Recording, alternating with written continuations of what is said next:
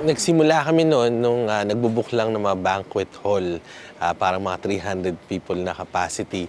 Tapos hanggang natutunan nga namin na pwede mo palang i-book yung mga sikat na mga music venues sa downtown, sa like Rancho Relaxo, El Mocambo. Tapos hanggang sa dumating kami na nag-book ng Opera House kasi doon namin ginawa yung first ever international concert namin na si Kichi Nadal.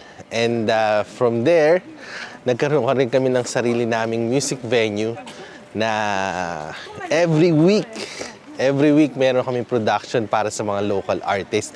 At hindi lang local artists kasi binisita kami doon ng Slapshack, tapos ng iba't ibang mga sikat na mga artist.